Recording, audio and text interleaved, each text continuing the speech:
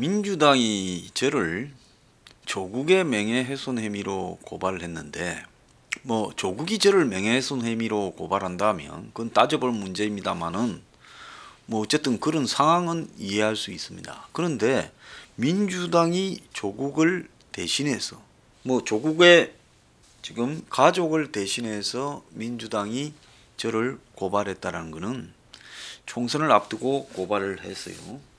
이건 이해가 갈 수 없는 문제입니다. 자, 정당의 목적이라는 것은 국민의 이익을 위하여 책임 있는 정치적 주장이나 정책을 추진하고 공직선거 후보를 추천 지지하고 국민의 정치적 의사 형성에 참여함을 목적으로 하는 자발적 조직이고, 정당은 법인격 없는 사단으로 파악하며 기본권의 주체로 인정하고 있다, 이렇습니다. 정당의 목적은 정치 권력을 획득하는 데 있지요. 자, 그래서 정치 권력을 획득함을 목표로 이 국민의 이익을 위하여 책임 있는 정치적 주장이나 정책을 추진한다 하는 것도 지금 정당의 목적 중에 하나가 될 수 있습니다. 그래서 각계각층의 이익을 대변하고 정부를 야당일 경우에는 비판하고 또 여당일 경우에는 정부의 정책을 갖다가 추진하는데 도우고 이 대안을 내놓고 이런 거죠. 그래서 현대 대의민주주의에서 그야말로 국민을 대신해서 정치적 이익을 추구하는 부분이라고 보고 있습니다. 자, 그런데 국민의 대신해서 정치적 이익을 추구하는 부분의 목적 속에 조국 가족을 위해서 대신 명예훼손을 고발해주는 부분이 들어갈 수 있는가? 조국이 민주당의 당원입니까? 아닐 거예요. 자기 당원도 아니고 당직자도 아닌 사람입니다. 조국과 관련되는 논란은 그야말로 조국이 법무장관으로서 부정직한 삶을 살아왔는가, 그리고 또 이 자기 딸을, 가족을 이렇게 대학에 보내고 또 더 나아가서 의전원에 보내고 로스쿨에 보내는 부분에서 부당한 압력을 행사하는 일이 없었는가, 이런 부분이 조국이나 조국 부인에 의해서 행사되어진 부분을 검증하는 부분이 그게 언론의 목적이고 사명이기도 합니다. 저 유튜버도 보잘것없지만 언론의 하나라고 생각하고 있습니다. 그런데 조국이라는 공직자에 대해서 유튜버가 비판을 했는데, 저는 뭐 이 평소에 아무리 세상이 다 옳다 해도 제가 봤을 때 아닌 부분은 공격하지 않습니다. 그래서 저는 조국과 관련되는 연예인이니 포레선이 이런 부분은 일체 언급하지 않았고, 다만 조국이 부산대 교수와 통화를 했다라는 부분에 대해서는 딸의 지원 시기에, 부산대 의전원 시기에요, 그거는 신문에 나 있어서 그 학생들에 의해서 그런 문제들이 제기되었다, 이래서 이야기를 했을 뿐입니다. 그런데 교수는 그 사실을 부정했다, 이렇게 말을 하면서 저를 고소했는데요.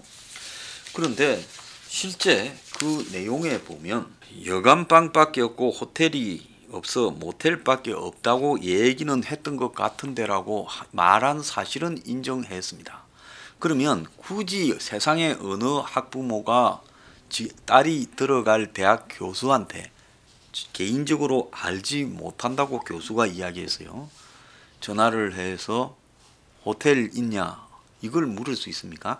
보통 사람이 자기 딸이 입시 대상자인데, 자, 의전원에 원서를 낸 딸이 교수한테 전화를 해서 우리 딸이 거기에 시험을 보는데 좋은 호텔이 있으면 추천해달라 하면 교수가 그 부모를 뭐라고 여기겠습니까? 이거는 보나 안 보나 면접에서 탈락이다.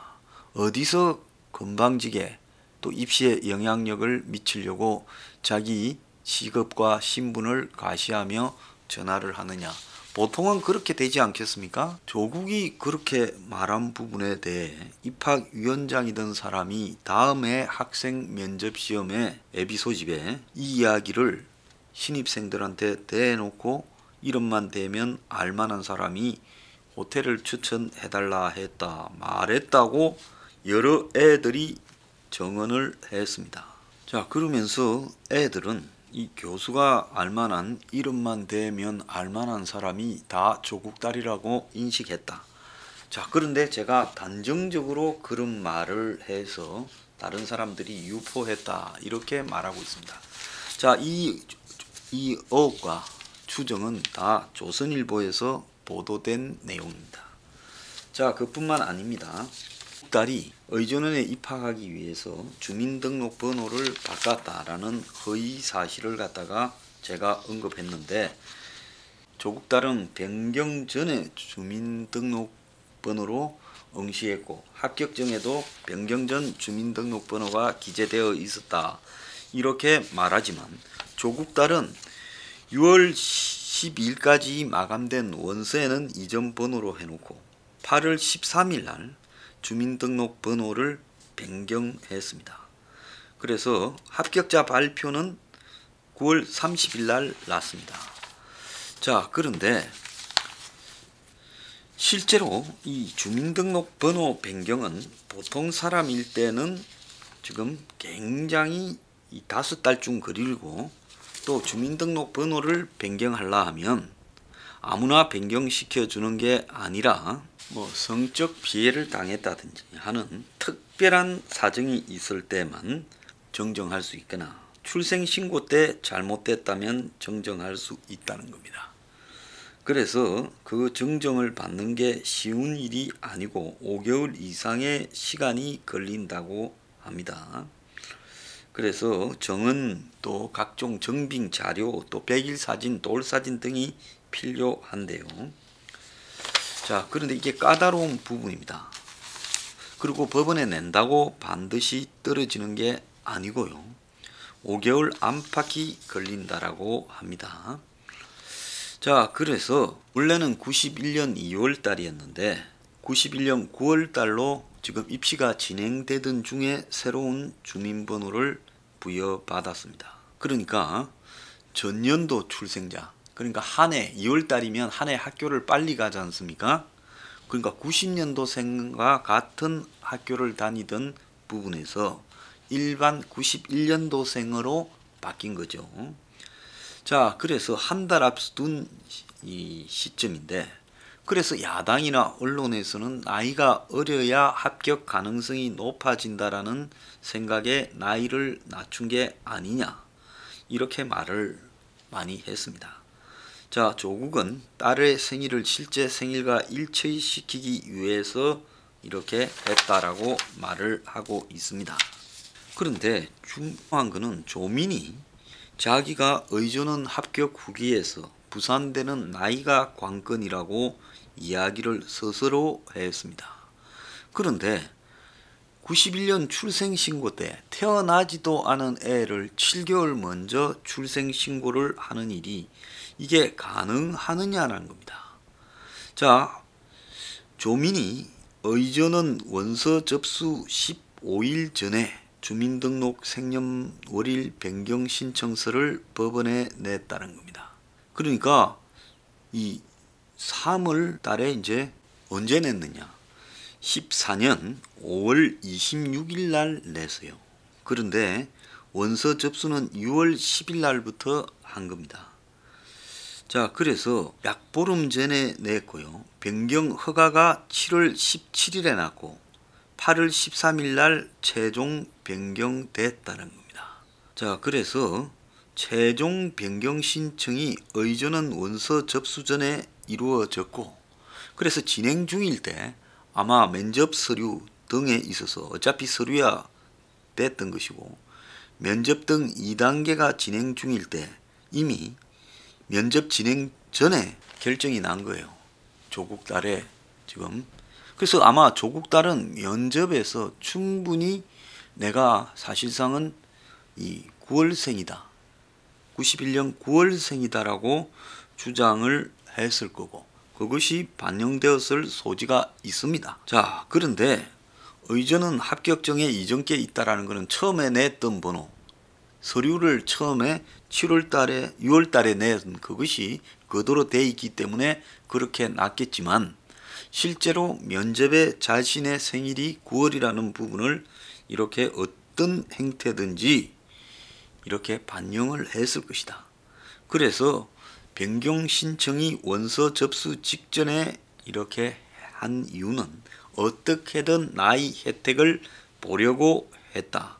이렇게 봐야 되고, 이 본인 스스로가 의전원 합격 후기에서 부산대는 나이가 관건이라고 말을 했습니다. 자, 그래서 김진태 의원이 이 조국 청문회에서 이 작년에요, 주민등록번호를 2월에서 9월로 변경한 이유를 알아야 되겠다고 가족관계 등록부 기본 증명서를 요구하니까 답변에서 선친이 딸아이 출생 신고를 잘못해 2월이 됐는데 진짜 생일을 바로 잡았다 했는데, 자, 학원 이사장이고 잘 나가는 부모를 둔, 서울대 부모를 둔 사람이 애가 태어나고 난 이후에 늦게 신고는 할 수 있어도 태어나기 전 7개월 전으로 신고할 수 있겠느냐는 겁니다.